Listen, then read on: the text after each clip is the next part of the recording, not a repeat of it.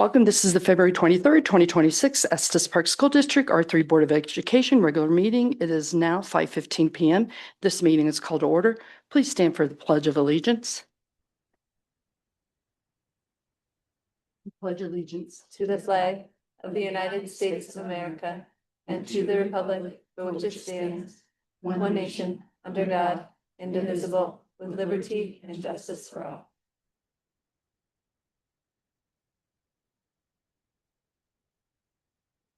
Aaron, please conduct a board roll call. Director Furey. Here. Director Kendall. Here. Director Shockett. Here.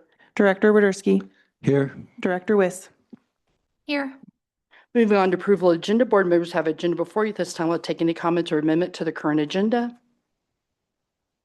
I'd just like to make a comment on the agenda this evening. We're going to switch public participation after our Spotlight on Success so our students get to the band concert this evening. Any other comments? Seeing none, Aaron, please take a board roll call. Oh, goodness, I'm going so fast trying to get these students out of here. I forgot to ask for a motion. That's my bad. Can I have a motion to approve the agenda? I move that we approve the agenda. I second. Now we have a motion and a second. Aaron, please conduct a board roll call. Director Furey. Aye. Director Kendall. Aye. Director Shockett. Aye. Director Widerski. Aye. Director Wiss. Aye. Ayes carry the vote and agenda is approved. So we're going to move on to agenda item 3, Spotlight on Success, Middle School Environmental Resilience Team. Ms. Davis and students, please come up.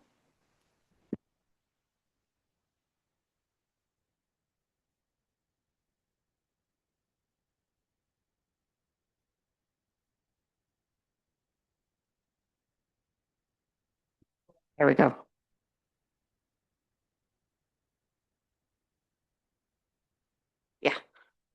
So this is our actual team. We have a lot of students, but because of the band concerts and track meeting, but luckily we have 3 to represent and they'll take it from here. You can introduce yourself. All right, my name is Gabe. I'll be bringing you through the slides.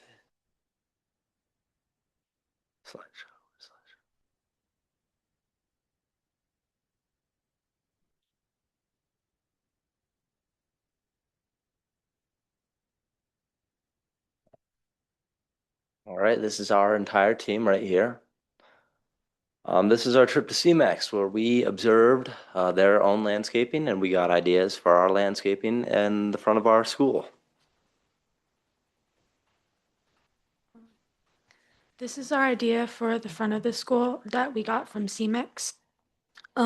We have, we're adding terraces and trees and benches and plants and rocks. Did you talk about the grant? Okay. Just to give a background on the grant, CMEX is providing a grant for us to do this project. We're also partnering with Estes Valley Watershed Coalition and a designer out of Boulder who owns Lusciously Local, who specializes in native vegetation and xeriscaping. And so this was just a preliminary design. This is not what it's going to look like, but it's in progress. So This is one of our other projects, adding more signs to our existing ones around the lake and replacing the existing ones with newer ones. These are student-created artwork signs about local wildlife and local plant life. Okay. Small grants for community partnering program for Lever County. it's a grant, another grant that we got, so to help with this. Okay. So this is one of the 4 signs that are out there already that's been there. It's going on 3 years. So the panels need to be replaced every 3 years. So that's why we're replacing those 4, as well as adding an additional 4. If I go back real quick, that just shows the locations of them. And as Gabe said, that they'll be student created. We did put it out as an art contest for all students. So the deadline is in March, and we'll be getting with our partners and deciding which ones to choose to, to add to this. Do you want me to talk about that too? Okay. This is a new one.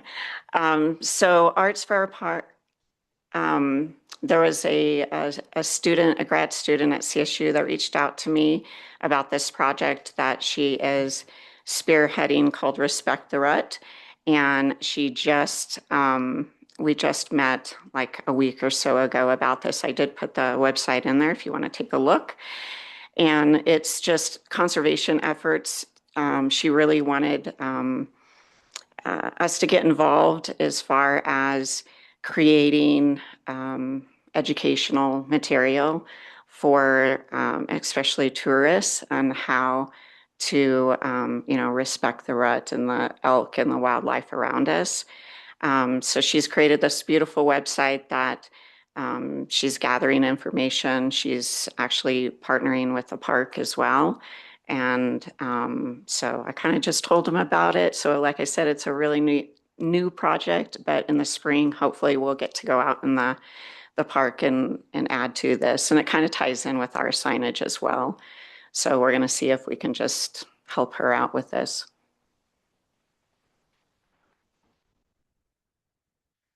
These are some beaver dams located at the lower end of Camp Chile off of Fish Creek. Fun AI generated sign for them, and a past team that we have worked with them. We will be going back down to construct ones to hopefully bring the beavers down from farther in Chile so they do not destroy the Chile land. That's it. That's it. That's it. Any questions? Thank you so much for being here this evening. It's really great to hear about all of the work that you're doing. I would just like the two other students to introduce themselves if they could, please. My name is Caitlin. I'm in 7th grade. My name is Allie. I'm in 6th grade. Thank you. I appreciate that. And then I was wondering, you talked about several grants that you had. I wonder if you students have been involved in the applications for those grants or looking at what's required of those grants and, how the funds need to be used and things like that. Have you been part of that process as well, or just the implementation of the projects? Mostly just the implementation, but we have had a person who helps with grants come and talk to us about the process in which we get them. That's fantastic. Thank you so much. Yeah, when we did the application, I actually put it up. So we go by, all the questions, and they helped with answering some of it. And then, yeah, so. Thank you for doing that work. For that, picture of the front of the middle school, do you have any idea on the timeline there, or it's still early in the development phase? It is. There's been a little delay because of the high school project with the wall. There was a retaining wall that's supposed to go in, and they're actually doing that now. So our plan has to be modified because of that.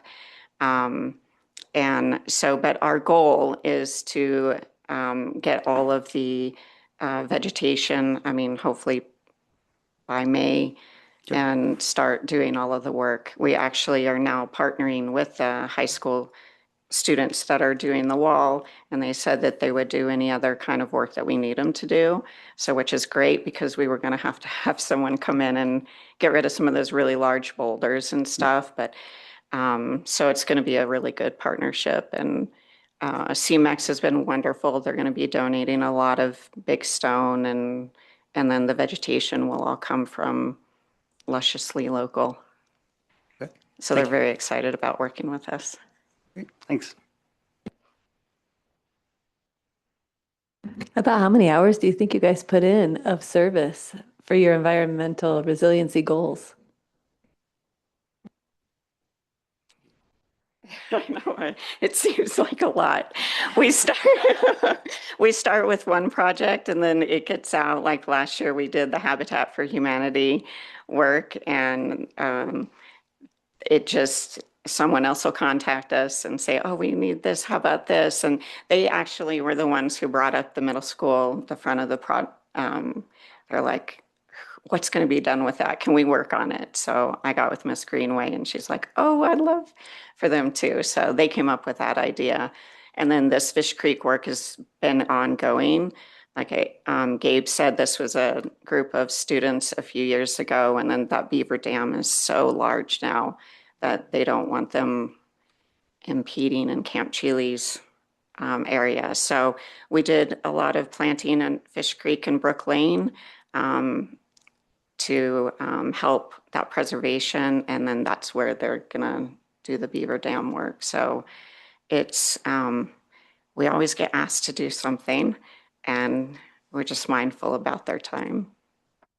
And I know you guys got to get to band, but Yeah. we celebrated you in November when you weren't here because you also were voted the Youth Philanthropist of the Year and got that award in this winter. And so congratulations. Thank you. Yes. Put this down.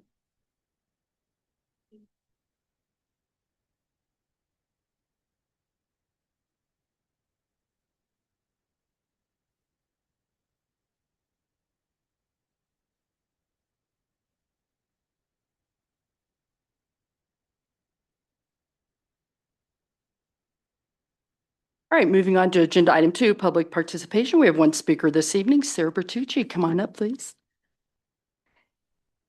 And if you can start with stating your name, and then you will have 3 minutes. And don't forget about the button, sir.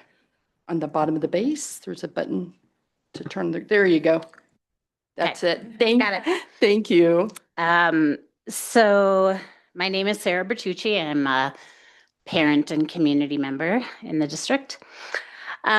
I'm here today to speak about leadership and community. Educating our children is a sacred charge held collectively by our community, where people play various roles. As board members, you have stepped up to a specific leadership role, and I thank you all for your service. Out of my love and commitment to our children, I want to share concerns about this board's fulfillment of your responsibilities to the role of superintendent. I wrote to all 5 of you on Saturday, January 10th, 3 days after Superintendent Bodie announced her resignation, to express my concern that this board had not made any public statements in gratitude to Ruby.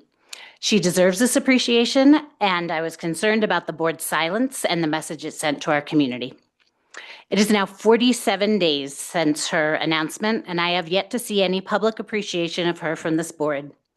Because of my experience coaching educational leaders across the country, I can unequivocally state that Ruby is top tier.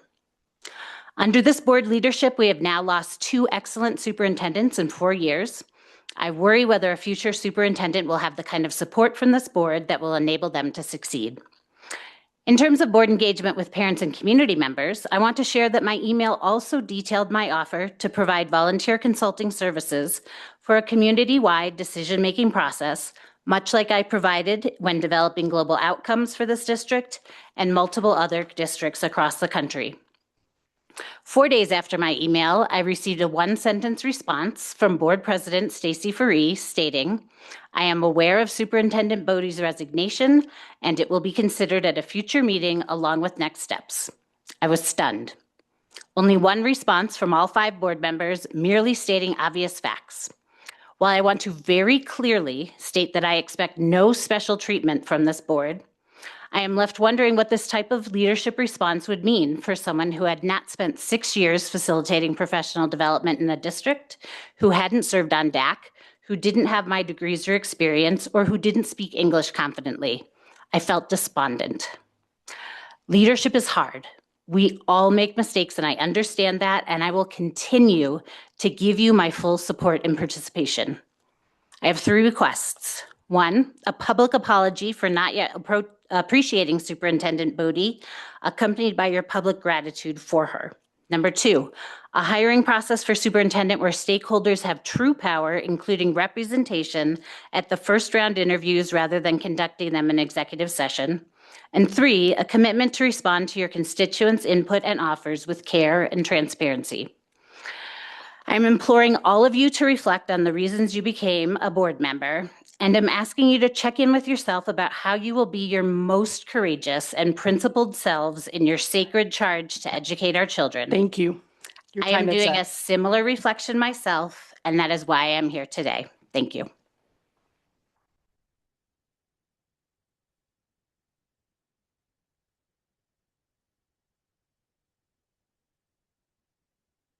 Moving on to agenda item 4, discussion items. For 1, demographics report presentation, Shannon Bingham, Western Demographics, Inc. Good evening, everybody. It's a privilege to be here. Let me see if I can find my presentation. There it is right there.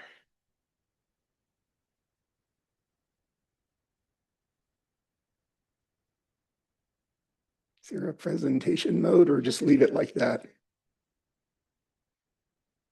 On your, there you go. Yes. 3 little dots on the right.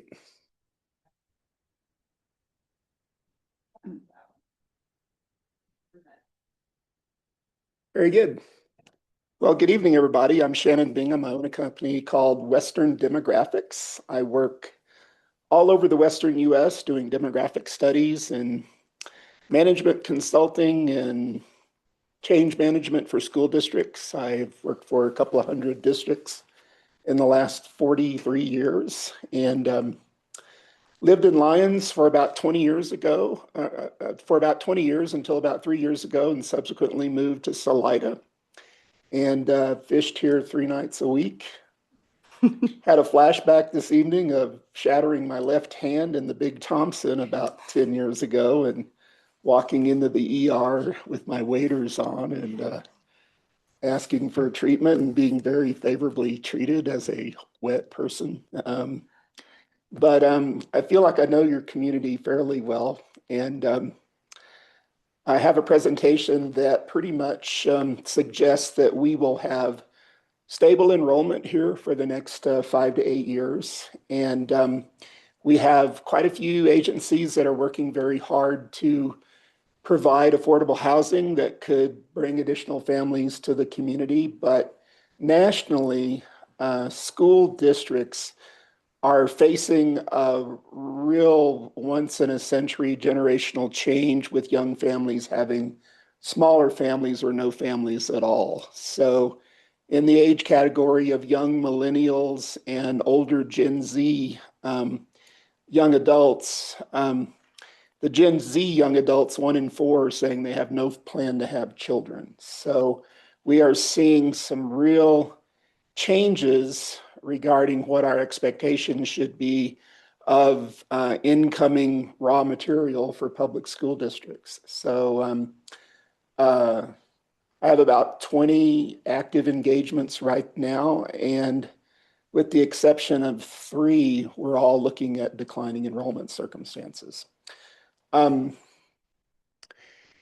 Estes Park, we are down a little bit. It's not dramatic, but we're down almost 200 students over the last 6 years. We are predominantly a retirement and resort community. Folks my age outnumber folks the age of your student reps 4 to 1. So we have our school age population as a smaller percentage of the overall population. So that has some bearing on our ability to grow because of the makeup of the community.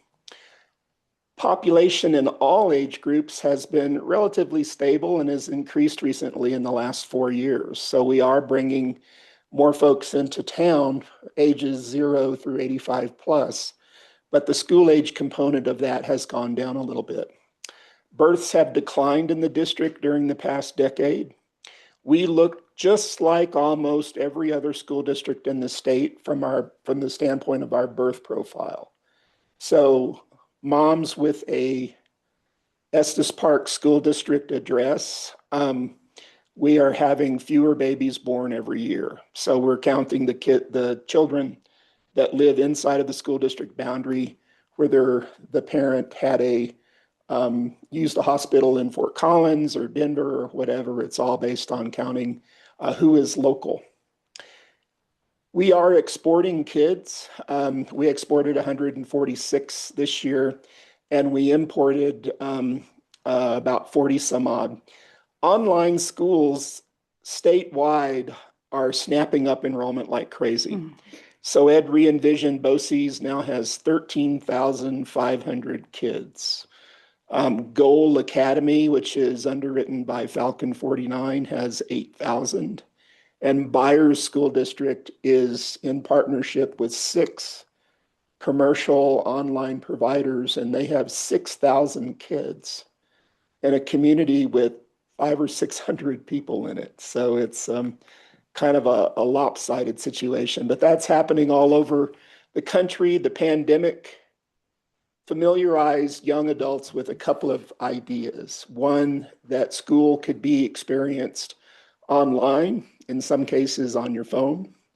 And secondly, that we're very free to move around inside of the United States in order to find opportunities that appeal to us. So the pandemic was like a big Yahtzee cup, and all the population were the dice in the cup. We shook it out and threw it back out on the game board. People moved around all over the country. And we're seeing a lot of Colorado young adults moving to West Texas, Central Texas, between Lubbock, Amarillo, Snyder, Texas, San Antonio to Corpus Christi, Tulsa, Oklahoma City, Salina, Kansas to Kansas City, southern Idaho, places where housing is significantly less expensive than it is in Colorado. So what we're seeing is a significant change where folks are looking to own a home if they're going to have a family instead of renting a home. So moving to a different region can save you $150,000 to $200,000 on an equivalently equipped home. And so a lot of young families are leaving. There are a lot of other social factors in play that have an effect on Colorado school demographics right now. And I would say that Estes Park School District has been as immune to some of that as possible. We are not losing huge numbers of kids to online education. So you've done a good job of emphasizing the value of a high quality in-person education experience. Your campus is beautiful.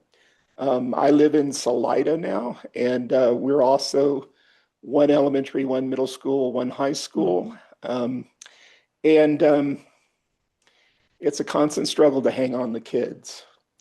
Resort districts in Colorado are not doing well. So Summit County, we lost between 175 and 200 kids.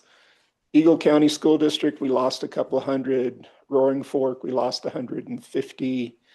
Salida, we lost kids on top of building about 275 houses last year. Douglas County School District, on top of building almost 3,000 houses, lost 900 kids.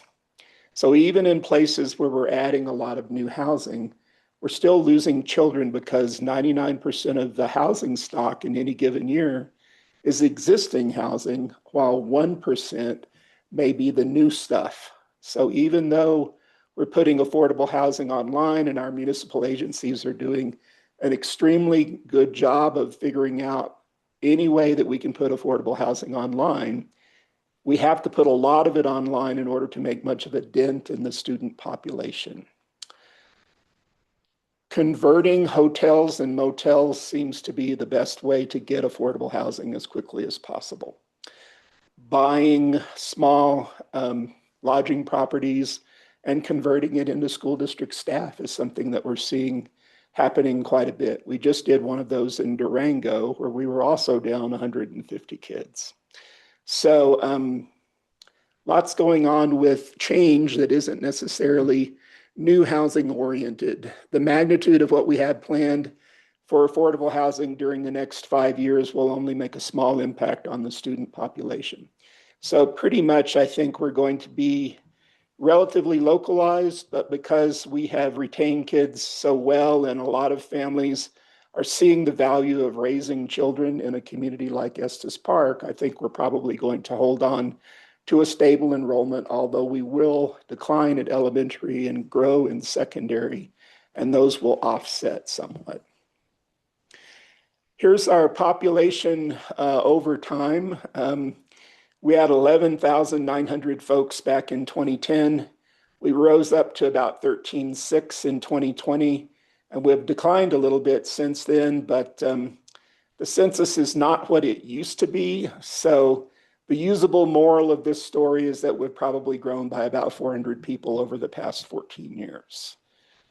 We are predominantly a community of older folks. So you see these 5-year groups of population and people who are 55 to 59, those bars that have about 1,200 people in each one of those bars, those are 4 times the size of the school age population that's 5 to 9, 10 to 14, 15 to 19. And I was working in coastal Washington week before last, and their ratio was 10 to 1. So depending upon where you are, you can be in a community that's even Steven or in one where older residents outnumber school age residents. And those are our circumstances here. So when we put market rate housing online, a lot of it is going to be predominantly purchased by older folks who do not have children. So keep in mind that there may be a perception that we're growing very rapidly, but the demographic story is more complex than what the average person might see.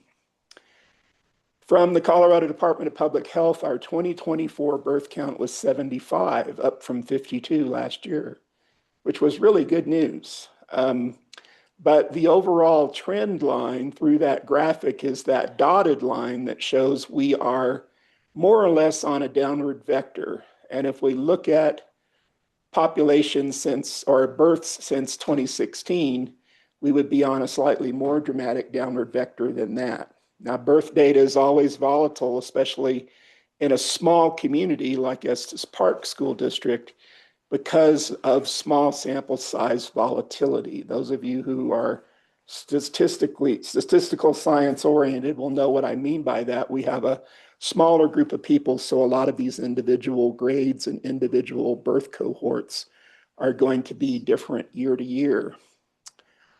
Our 7th grade back in 2018 is a prime example of that. So if you look at the bottom table there, follow the 2018 row over to the 7th grade. That was our big grade that subsequently matriculated out of the K-12 system and left us with grades averaging 70 something. And across the board in 2020-25, that historical data across the bottom, you see our average grade is probably about 72 students in an average grade. And we have some little grades and some big grades that will affect enrollment as they march through the system. We lost about 11 kids this year. We had 956 in the 24-25 school year and 945 according to CDE in the 25-26 school year.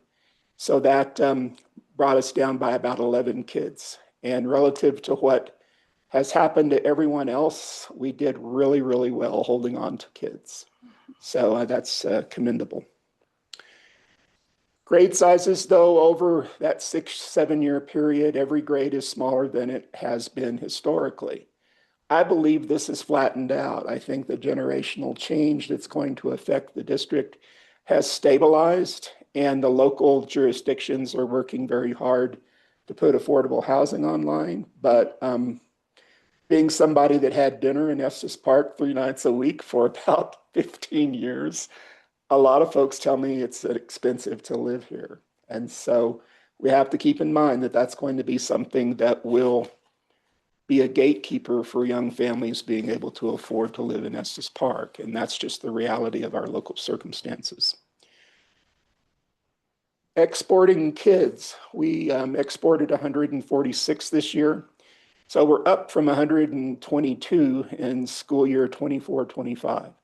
What does that mean? That means 146 kids are either in an online experience or they're attending an adjacent school district. So in that table up above, I'm showing where those kids went and whether or not their setting was in person or online, to the best of my ability to read the Department of Education's data and divine whether they're in-person or online attendees. Now, we import about 41 kids. We're a little bit down from 51 last year, but our net change is about 105, and those are students that we export.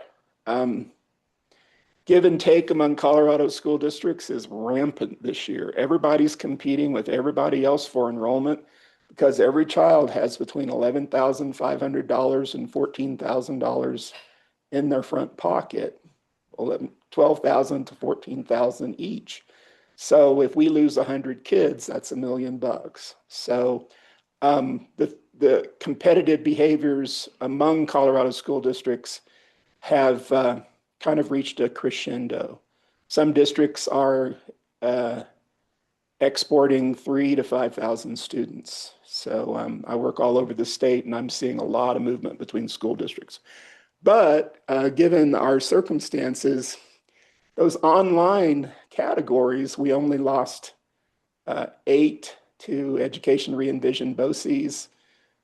We only lost, let's see, our numbers for exporting kids are generally pretty good. 8 to Re-envisioned BOCES, 13 to Byers 32J.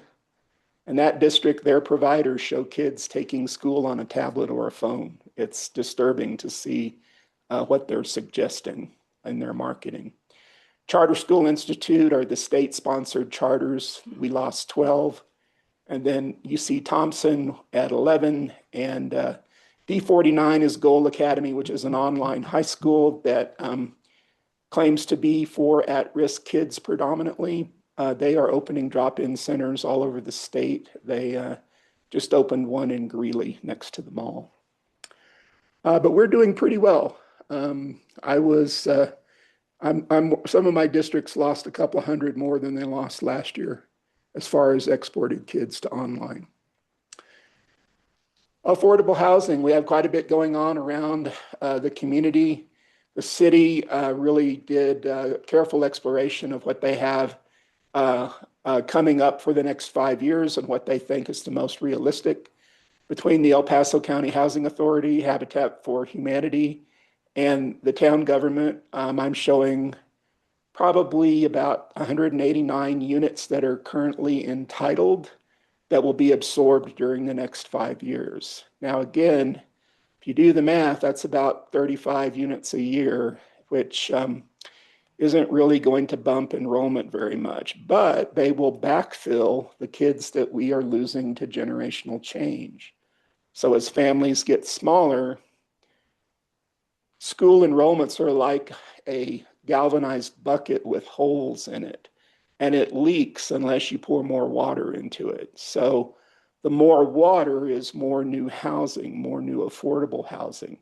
These efforts are critical to keep enrollment bolstered in the district by putting as much of this kind of thing online as possible so that our workforce will reside locally, whether they are staff or people that work at Starbucks or wherever. As long as people can live locally, their children will be educated locally, and that will keep our numbers up. Wildfire is happening now. The single-family detached lots, I think, 4 of those homes were built. There's quite a few remaining, 3 built, 17 left. The townhouses, which are called SFA, or single family attached, which means it's a one family unit that's attached to a bunch of units like a fourplex or a triplex. There's 30 of those left. Those are actively leasing now.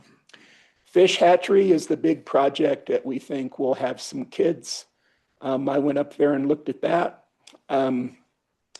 Interesting spot. They haven't really started working on that yet, but the city seems very positive about the potential for those units to be constructed during the next 5 years.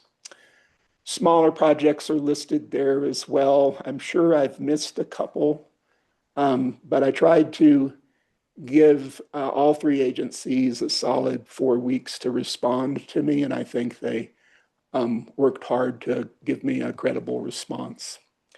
Here are some very nerdy details about some of the developments I just cited. Again, fish hatchery, 109 units. I'm thinking we'll probably have 30 some odd units absorbed a year for the next 5 years. And that little table, the bottom of the graphic there, is the best thinking of staff and me on how those would be absorbed. And again, those are going to fill in some of the holes, some of the water that's leaking out of the bucket when we put these units online, and more people who are employed locally will be able to reside locally, and we'll hang on to them and their children. It's just some quick photography. These are the townhouse units at Wildfire. That's one of the single-family detached units in the upper right. The townhouses have some sort of an affordable subsidy. And I was looking at the rents, and they looked fairly attractive. Apartment complexes, there's a lot of this that exists now. I helped a friend moved into that apartment complex about 3 years ago. Those are nice. This lower picture, those are being constructed now, and that was about 12 or 14 units. Here's some details on fish hatchery. There'll be a combination of rental units with 1, 2, and a few 3-bedroom units. And then the remainder of the 48 will be attainable sales, which means they will be subsidized, and they will be more affordable for families. That doesn't guarantee we're going to get kids from them, but it says that it will be likely that we will get kids from those. Then you see Riverside Drive. That's a Estes Park Housing Authority project, and those two are linked together. But I think that 31 new units a year is probably fairly realistic. Here's a concept plan, site plan for fish hatchery. 1/10 of that is already built, I think, based on what I saw in the field. Very pleasant spot to be. I think once these start building, they'll be absorbed and occupied very quickly. It's an incredibly pleasant place to be. I did a low, medium, and high. I think we're going to chug along with about 935 kids for the next 5 years. We will have fewer elementary kids, generational change, small grades that have moved in. So I'm forecasting that we'll drop down to about 391 in that medium basis there. Our middle school population will stay more or less level, and our high school population will rise a bit as some bigger grades move into the system. But that medium basis is what I'm preferring. In a worst case basis, we could grow up above 1,000 again, but very little of that growth would be in elementary. Some of it would be, but it wouldn't be enough to really bump our numbers very much. That low basis, if we continue to have affordability challenges and the birth rate drops off, we could drop down into that territory, which would pull us below 900. And at the grade level, I'm being relatively conservative, but I'm showing a little bit of decline at the kindergarten level, not much. And then you can see our 12th grade is going to continue to be about 10 kids bigger than our kinder. So every year, some of that decline will be built in because we'll graduate a dozen more kids than we bring in as kindergartners.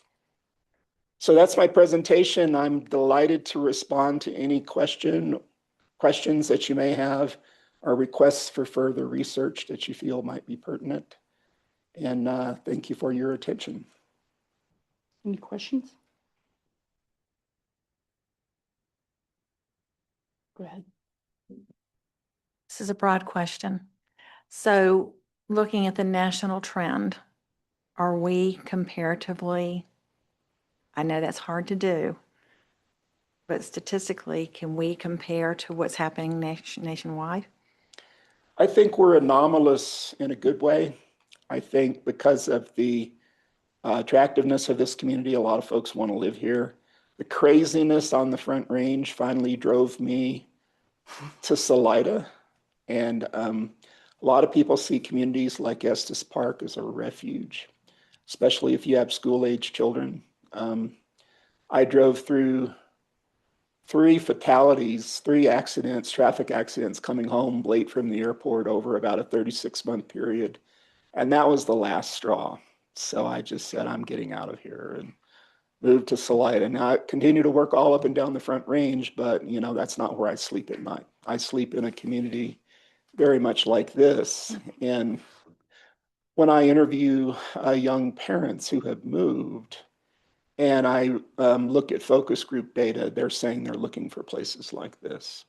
So I think we're atypical, but I think we really need to pay attention to kinder, and don't be shocked if we have a 50 some odd littles year, or we have a tiny birth year that comes and hits us. But I think the attractiveness of the community is going to continue to be our best friend. And the more that you can shout that from the rooftops, the better off we'll be. Because again, we love the children, but every child has funding that keeps our budgets and our programs equivalent to how they're being offered now.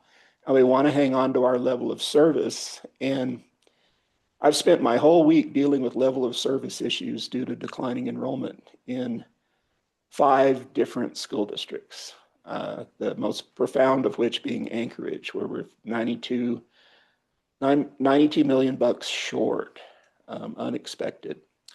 So hang on to as many kids as you can, be as competitive as you can, market yourself, promote yourself, small town values, small town setting.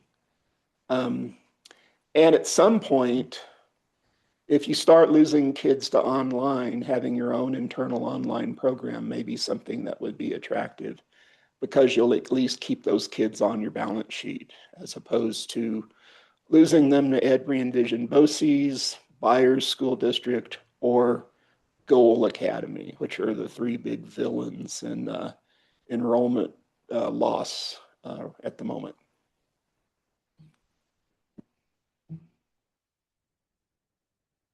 I just want to say thank you for the data, and I appreciate kind of the summary of a slower decline than we've seen the last couple of years. And also in the data, it looks like we have kind of an anomaly in our current 10th grade where it's a very small class. And so as they move out, all of a sudden our numbers jump up. Yes. It's not that they're actually jumping up, it's that really small class moves out.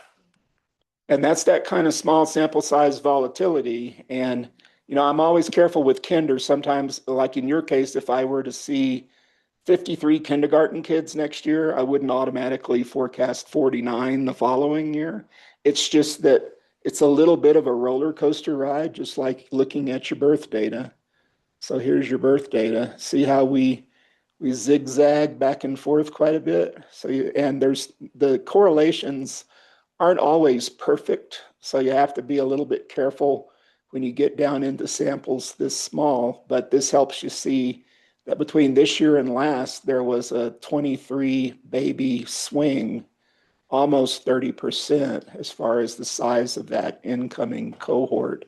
And those kids will be kindergartners in 2028. So you just kind of have to look for a big kinder in that year, but kind of smooth things out a little bit and know we're going down slightly. It's not going to be dramatic. It's not the end of the world, but we're going to have some volatility as we go along.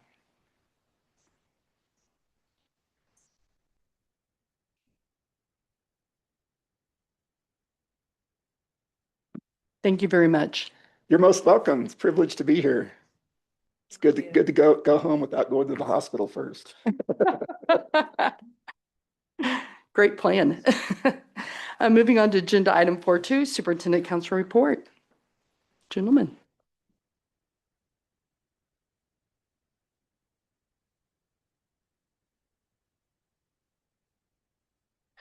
All right, so this is our January and February report. All right, so at the beginning of the year, we gained 7 new members of the Superintendent Council. So that will allow us to do like more projects and probably get them done quicker because we have more people doing that. The members of our council are Geneva Thomas, who's our chair, Micah Bertucci, another chair, Neva Case, the social media coordinator, Maya Breezy, another social media coordinator, Colby O'Brien, the treasurer, Noah Webster, the timekeeper, Zia Villani, the note taker, although she didn't move, and Lillian Yeager, the norms keeper, Zach Sarda, and Olivia Boynton.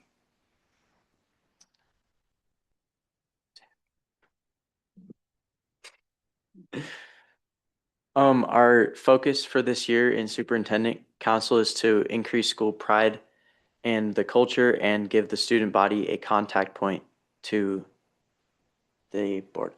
And currently we are working on strengthening the connection between the students and admin. And we have had meetings with Dr. Harris and Miss Greenway, and we will have more. All right, so the cat chat. This week we decided not to continue with that podcast, but we still do cat chats. Like we'll go up to the elementary school and we'll have a little table out there, and if they say something about what they're up to or like what they're dressing up for as Halloween, they'll get a piece of candy. We've currently had one cat chat. We were able to gain insight on the students' thoughts about the happenings in the school and connection with admin. We plan the book buddies meetings between the school districts. So where like middle schoolers and high schoolers meet with an elementary school partner and we do activities. Our current like district-wide activity is journals where we get to like talk. The students get to talk with other students through journals, and it's like a pen pal basically. Happenings in the school. So our spring sports are starting up, like baseball and track and field, and girls golf and girls soccer. The school play was this weekend. End of some of the winter sports like basketball. And then spring break is also coming up in 3 weeks. And then one more thing that we've been planning is our motivational speaker that will be coming in to talk to the entire district. And we're bringing in Alex Sheen again because he did such a good job last time. He's the founder of the Because I Said I Would Foundation, which is basically about inspiring kids to have integrity, honesty, and respect.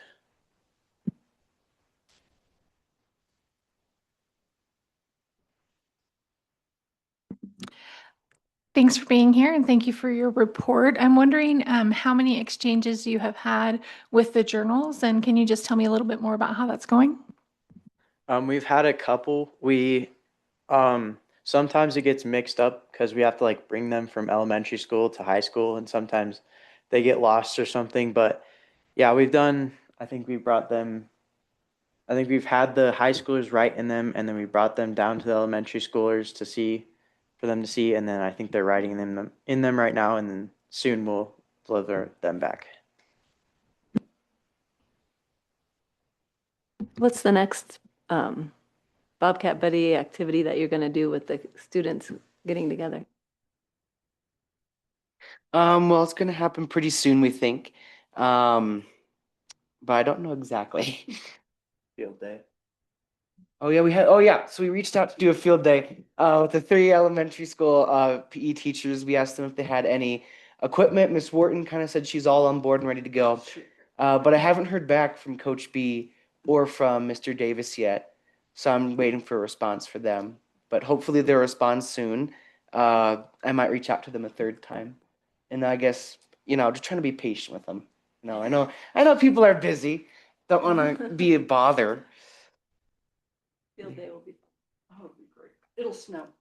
Yeah. For the Alex Sheen Day, do we know, is that going to just be high school students seeing that or also middle school or what ages? I think we're doing a separate one for high schoolers and then another one for middle school and elementary schoolers. I'm not sure though. We might be doing a separate one for each school. Not elementary. Okay.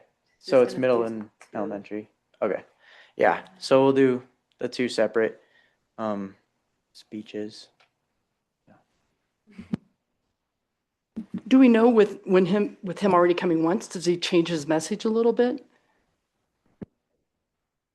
I'm not too familiar with Alex Sheen, but I'm pretty sure he would have the same overall message, a very encouraging, kind of lifting us up sort of message is what I would highly expect from him.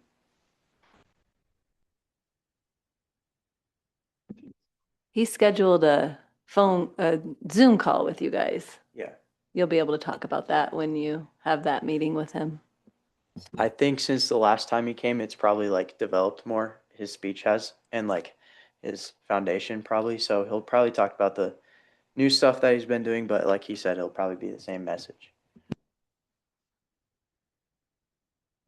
It might be kind of interesting to see what kind of feedback the kids have who did, hand out cards and things like that, and, about keeping their word. And it might be nice to kind of incorporate some sort of activities on that.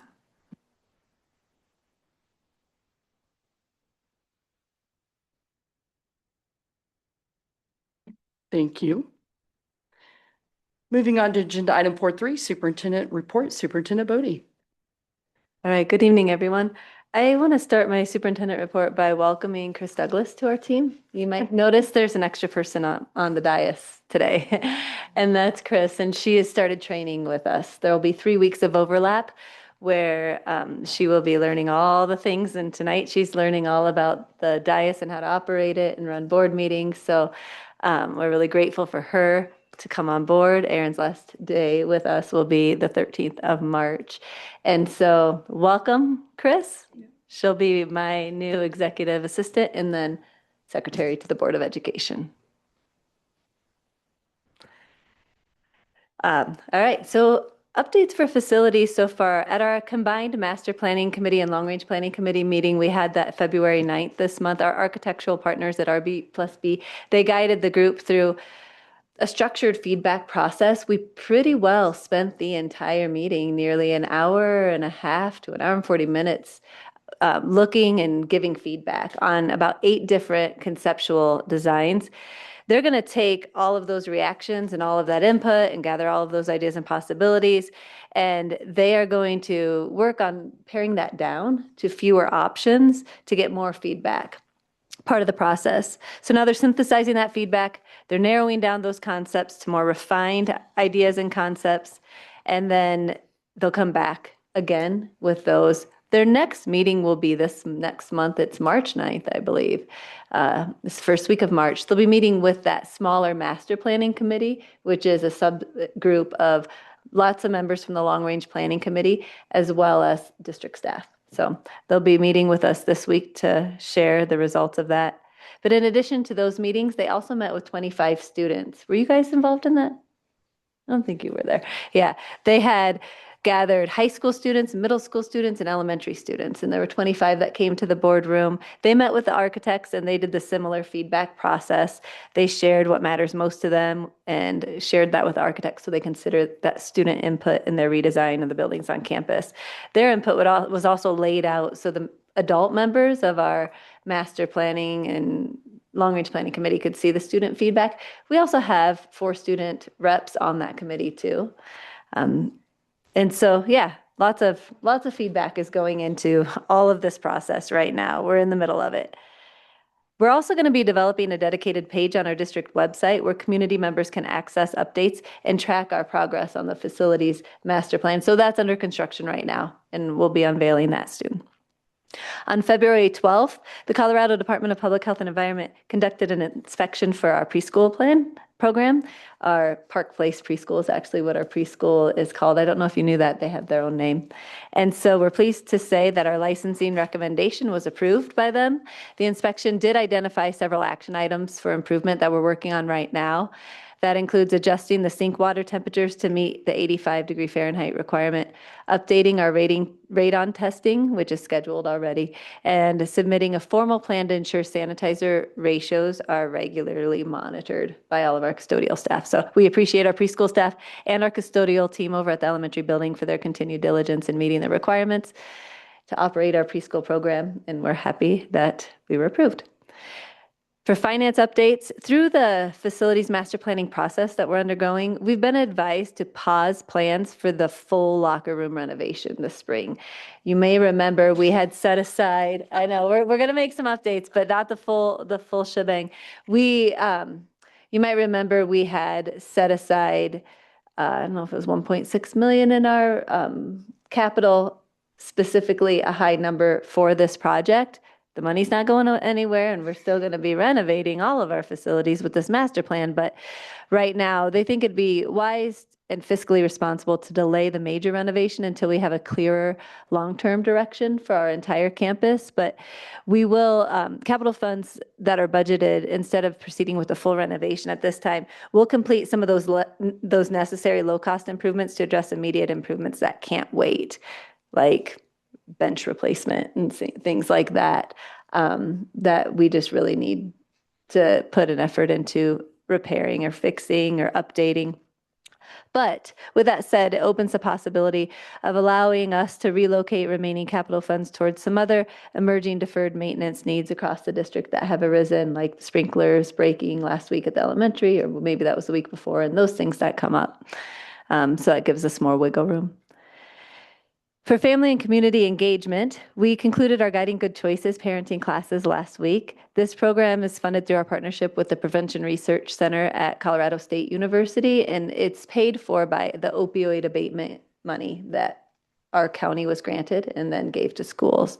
So the program was positively received, and we're really grateful to all the parents who committed their time to participate in the classes, and also thankful to our staff members who got trained and delivered all of that coursework. Stacy Fair, Carla Delgado, Patricia Roundtree, Kayla Downey, and Sunday Peach, Kim Lemerand, and Stacy Schoenberger. Sunday and Kim really put together the schedule and worked to get it catered and had food for the families and took on a big role there. So we're really grateful for them. And then we also appreciate Poppies and Mama Roses for the meals that they provided. I hosted a coffee and conversations at Raven's Roost on February 12th.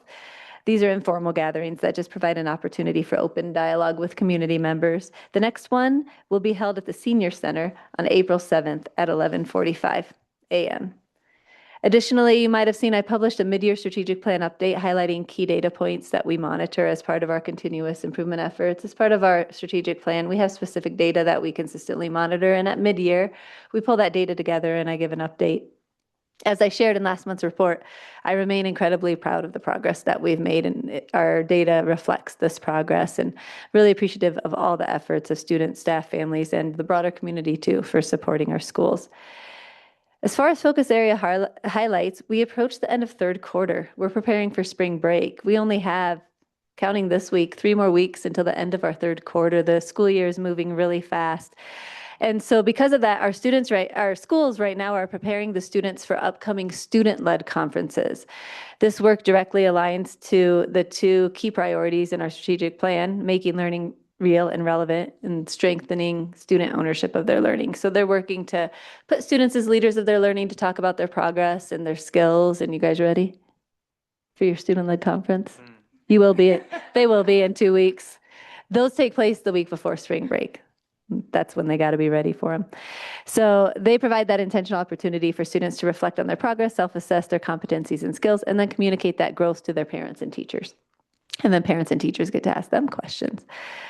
Research consistently shows that when students self-report their learning and set goals, the impact on achievement is really significant. So that's why we do this. And they get to put their global outcome competencies on display. So we're just really proud of the overall progress of all our students that they continue to make academically and toward the global outcome skills. And that's all I have for today. Thank you all for supporting our schools.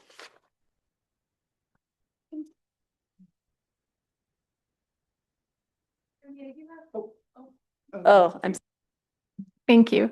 I do have one question about the temperature of the water. Do we need to bring it up to 85 or down to 85? We need to bring it up. So it was a little bit coming out of the faucets, a little too cold. And so we've already ordered the parts to repair that. Eric Adams is on top of that. So we have until, I think, the end of March to resolve those 3 items.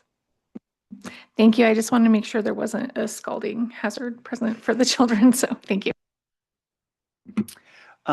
Ruby, for the locker room and scaling that back a little bit, so you had mentioned benches. I know there's some ADA concerns and then also the urinals in there. So have we decided which is in, which is out? Yeah. So we really need to get the urinal repaired and to the right height for ADA accessibility and a stall that's ADA accessible. We are gonna reach out and see if that new accessible bathroom that we built, remember we did that renovation, that may be sufficient to count as an ADA accessible because it's in such a close vicinity of the locker room. So we'll wait for an answer on that one. The other thing that we need to do is there's a concrete lip on the shower. And so it's not, our current showers in both the girls and the boys locker room is not wheelchair accessible. And then we want to update just some of the showers, redo the curtains and barriers between the showers, do some of that. That's more low cost rather than completely renovate the entire locker room and the lockers, which is much more expensive. So our priority is to be in compliance with that ADA audit. We do still have 4 years to be in compliance with that, but that's our priority. And then just updating some of the real wear and tear, like the benches. I'm told by the athletes that they need to be sanded down. They're getting slivers from the benches. So we need to do some repair there, either replace or repair. So we'll work on those minor things rather than do the full renovation, which you might remember a couple years when we got some quotes for what that would take was about 800,000 for a full renovation of all the bells and whistles that we wanted. And then a lower cost of like 500 to 600,000 for not as beautiful lockers and not as beautiful benches as we wanted. So that's the range. But that was 2 years ago. So I would expect, $1 million renovation or so now to do the whole thing that we want to do with more storage and all the things. So Ruby, on the renovation, we'll hold that money for the capital funds that we're intending to use for the renovation now that we put it on hold, Yeah. as opposed to reallocate it to something else. Brian will talk about that when he does our final budget, but it opens up because we can once we do our end of year budget and then we could roll over, we can still keep that money in our capital. But also for these emergency things coming up, it allows us we can spend down some of that to meet these immediate needs. And then when we do our next year's budget, put that money, adjust money back into capital to cover it. Yeah. But it allows us to respond to some of these immediate things that are coming up. Mm-hmm. Thank you. Other questions? Nope. All right, thank you. Moving on to, where are we at here? Moving on to agenda item 4.4, administrator reports. Ms. Miller and Ms. Greenway are both attending the band concert this evening, so their reports are available online for public to review. And Ruby, will you share the athletic report? Yes, I love sharing the athletic report. Keeps me informed. Girls basketball for high school. We'll start with high school. We've got some celebrations of a lot of students in this report today. And I'm going to apologize in advance if I pronounce any last names wrong. So the girls basketball team, they're 4-15 on the season, and the team's competing really well in every game. There's been a lot of really close nail biters with the girls team. The team is led in scoring by Marley Davis with a little over 11 points per game, and Abby Watry with 8.5 rebounds per game. Jalen Arnold leads the team in assists with 2.6 per game. Marley Davis is 6th, and Abby Watry is 15th in the league for scoring. Abby Watry and Clara Hawker are ranked 6th and 12th in the league for rebounds. Jalen Arnold is ranked 10th in the league in assists, and the team will compete in the Mile High League tournament Thursday and Saturday. Playoff qualification is unlikely, but the future of the girls basketball team is looking really good. We're going to miss our seniors and celebrate them, Madison and Marley Davis, who have been carrying that team for 4 years. They've been dedicated. Boys basketball is 6-13 on the season. The team is led in scoring by Isaac Hill with 13.4 points per game. Finn Smith leads the team with 10.1 rebounds and 4.5 assists per game. Noah Webster leads the team with 2.5 steals per game. Good job, Noah. Finn is ranked 6th in the league in rebounds, 3rd in the league in assists, and 2nd in the league in blocks per game. The team will compete in the Mile High tournament tomorrow, Thursday, and Saturday. Playoff are not looking possible for the team, but we hope for a solid finish in the season to go into next year. And we will miss our lone senior on the team, which is Isaac Hill, who led for 4 years. So girls swimming and diving, you may have heard they had another great season. They returned to the state tournament in 3A for the 4th straight year in a row.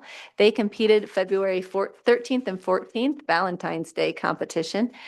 The team is led by junior Leanne Applegate. She qualified for state and individual events and anchored the team relay. The relay team was made up of Maya Breezy, Adriana Hernandez, Shayla Yeager, and Leanne Applegate. The team qualified for state in the 50 free with Leanne, the 100 free with Leanne, the 200 free with Leanne. She's killing it.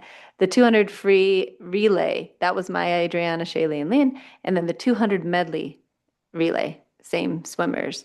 Alternates for the team were Lucy Franklin, Maylee Gay, and Bryn Flavin. Special thanks to coaches Nani Cohenberg and Jen Maley for their leadership this season. Wrestling had a solid season. They're finished. It was extra special this year by adding the girls wrestling team this year. We had 5 girl wrestlers compete at regionals. We had 7 boy wrestlers compete at regionals. They did well. That was also over Valentine's Day. Lots of sports happening on Valentine's Day. Freshman Yasmin Lopez and Quinn Batten, they finished 15 and 11 and 8 and 9 in the season and had a really good first season ever wrestling. Junior Matthew Lohez had a lot of wins. He finished 29 and 8 on the season. He has 93 high school career wins, and he's only a sophomore, right? Is he only a sophomore? Oh, he's a junior. Okay, so he'll be a senior next year. Senior Fabian Rojas had a lot of wins. He finished 22 and 15 on the season. Unfortunately, none of the wrestlers qualified for state this year, but we're really proud of their hard work this season, and big thanks to coaches Mario Lopez, Tracy Dalton, and Mark Pritchard. Middle school sports, girls basketball finished the season this past weekend, and they are the hottest team, the most winningest team right now in the school district. They went 14 and 2 on the season, won nearly all their games. They were led in overall play by Peyton Hansen, Felicity Munch, Riley Shaw, Linnea Schmidt, Lily Oriana. We're really excited to see this team grow, and thanks to coaches Karen Dell, Alyssa Hansen, Tyler Schmidt, and Bill Munch. In wrestling, the middle school will have their final regular season duel tomorrow against Fort Lupton at home, another home meet. The JV team will compete at the league meet on Saturday at University, and the varsity team will compete at the league meet on March 7th at Fort Lupton. The team is led by Angelina Erlinko, Nate Shoemaker, Zaire Rojas, and Milo Bond. Big thanks to coaches Matt Seiler, Aaron Berryhill, and Gabe Pricer for their leadership this season. And in other updates, high school sports officially started today. We have the following teams competing this spring. Baseball, we have 18 players and will compete in 2A Mile High League. Boys swim and dive has 5 swimmers and will compete in the 4A NOCO League. Girls golf has 12 golfers. That's got to be our biggest golf team in a long time. We'll compete in the 2A Mile High League. Girls soccer has 18 players and they'll compete in the 2A Mile High League. And track and field has 33 athletes who will compete in the 3A Mile High League. Middle school spring sports starts later. It starts the week of March 9th. Sign-ups for middle school are March 2nd, so convince those middle schoolers to go out for girls soccer and boys and girls track. That's a lot. Yeah.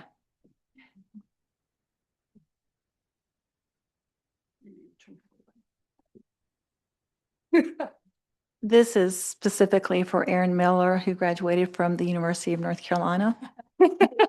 Noah, Duke is recruiting basketball, honey.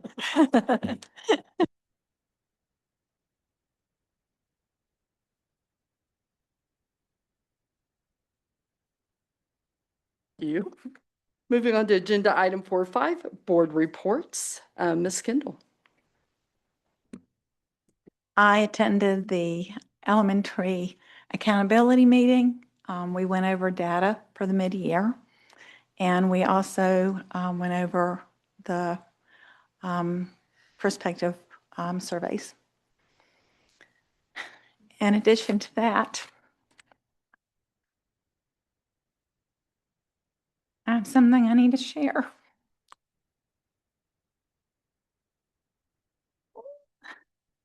love all of y'all. It is a privilege to serve with each of you.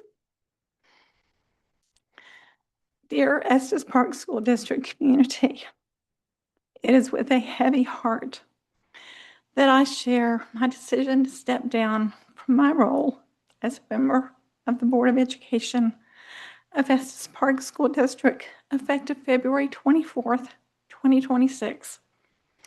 Recently, a member of my family received unexpected medical news that requires my full attention and care. And I must prioritize supporting my family during this time.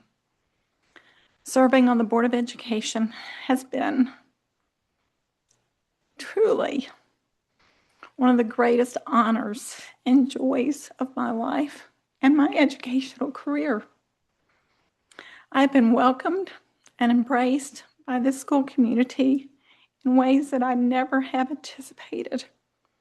I'm deeply grateful for the trust, collaboration, and kindness that I've experienced from so many. I'm incredibly proud of the work that this district has accomplished and confident in the important work that will continue on behalf of our students, families, and staff.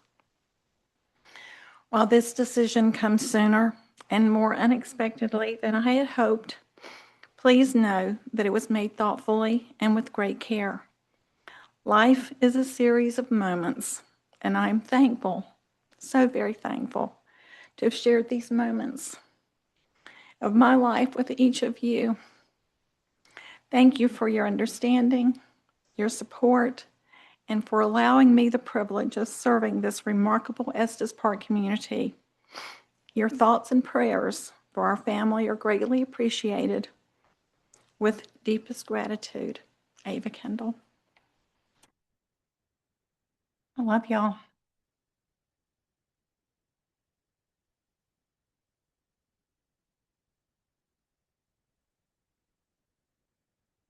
Thank you, Ava, for all your service on the board, and we love you. You're very appreciated, and we understand.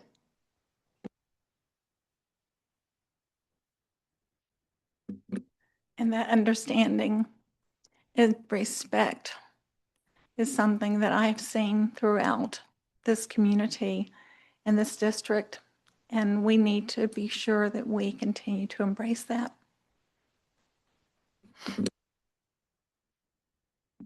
Ava, we started together a little over 4 years ago. It's been a privilege to serve with you. We've learned a lot, been through a lot, and I wish you and your family well. Thank you, Stacy. We have been through a lot. And we have grown a lot. Yep.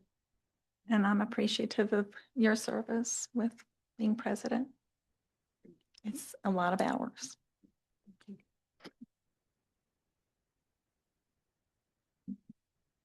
Ava, I'm really sorry to hear this, and I do understand completely your heart and involvement and sincerity will be truly missed on this board. Thank you for all you have done for the district.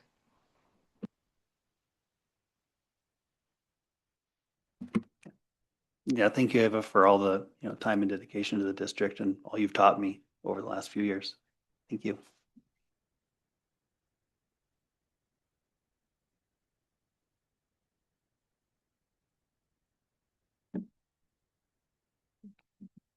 And I'm not leaving permanently. I have to kind of disappear for a little bit. But anyway, a day at a time right now.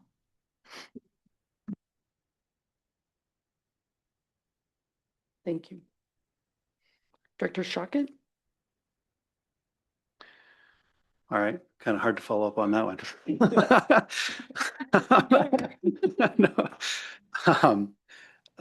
So the committees that I had gone on for the last month was the Finance Committee, where we had talked through some of the things happening at the state level and looked at that per usual. Master Planning Committee and as Ruby said, continue to make progress on that. We also went to the family math night at the elementary school, which again is one of my favorite events, with so many families coming out for a great event. And then also the high school play. I see Robin over there, who was very funny. So yeah, great play from the high school team. Next, I realized that this is Aaron's last board meeting. So Aaron, also, thank you for all you've done for the district, for the board. Just a big thank you overall. And also, Chris, welcome to the team. Looking forward to working with you.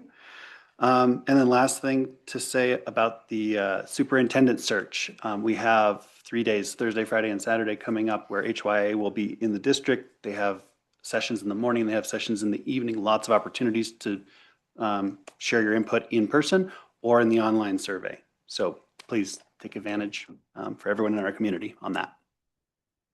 I think that's all I got. Thanks. Dr. Wodorski?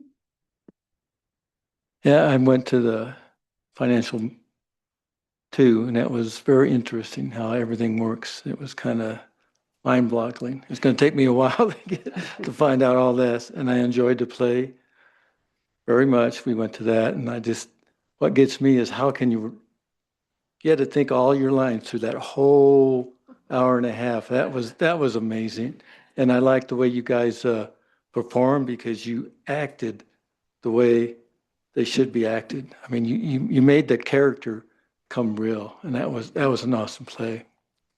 And I want to thank Aaron. You helped me so much when I first started, and you helped me and got me going, and I really appreciate it. I really appreciate it. And haven't met you much, but what I have met, I really like you, and I'm going to miss you a lot.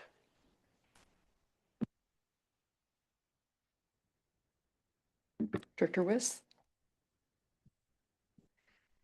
I have nothing to report because I missed the secondary schools accountability meeting. Aaron had sent me an invitation, but in January, and somehow it fell off my calendar.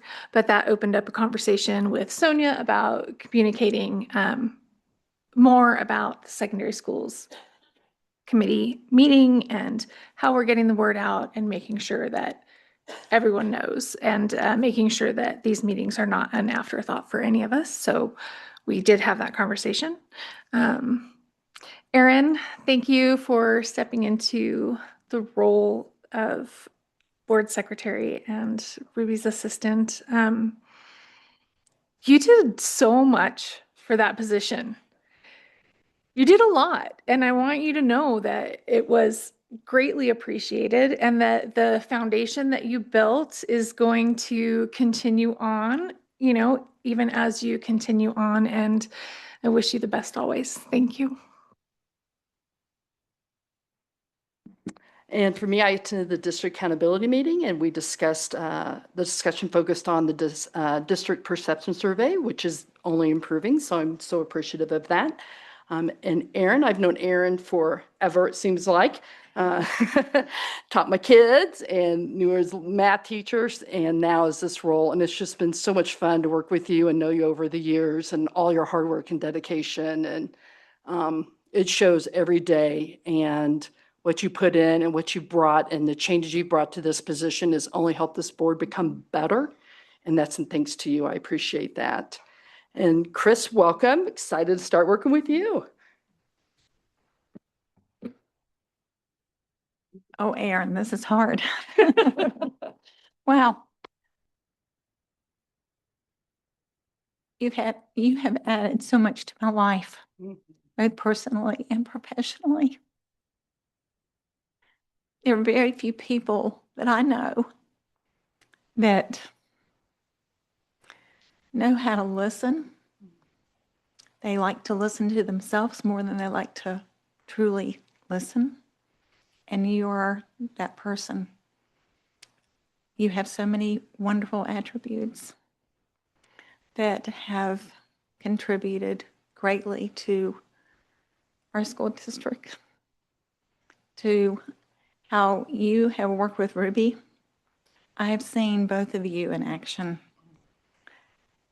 I think that somehow or another, we need to find skis during winter season and rollerblades during the summer to be able to keep up with y'all and all that you do. I mean, you are moving constantly and covering so many areas of our district. You're everywhere.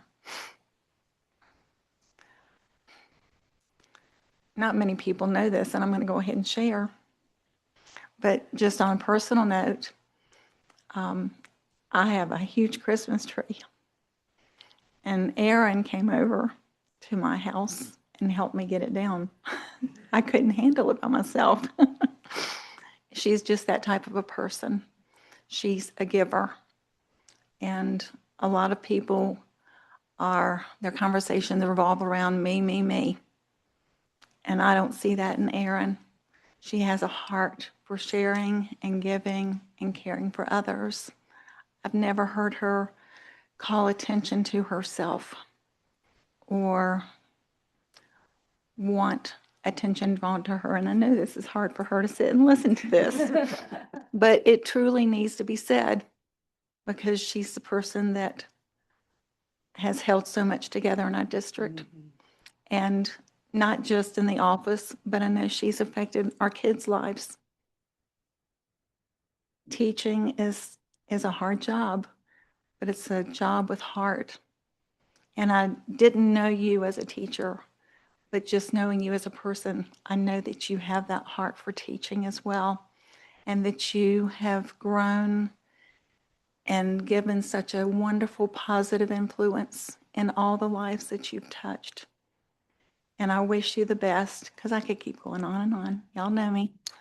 But I wish you all the best with whatever your future holds.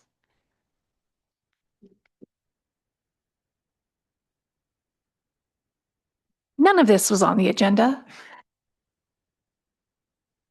Seriously.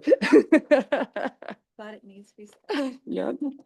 Well, we do get to say it all again at a work session tour, so you can write up what you want to say at the work session. Moving on to agenda item 5, consent agenda. There are 3 items on the consent agenda this evening. 5.1, meeting minutes, January 13, 2026 and January 26, 2026. 5.2, 2026-27 school year calendar. 5.3, February 2026 personnel list. Are there any items a board member would like to pull from the consent agenda for discussion prior to approval of the consent agenda? Seeing that, is there a motion and a second to approve the consent agenda? I move that we accept the consent agenda. I second. We have a motion and a second. Aaron, please conduct a board roll call. Director Furry, Aye. Director Kendall, Aye. Director Shockett, Aye. Director Widerski, Aye. Director Wiss. Aye. Ayes carry the vote, and the consent agenda is approved. Moving on to agenda item 6, action items. There are no action items this evening.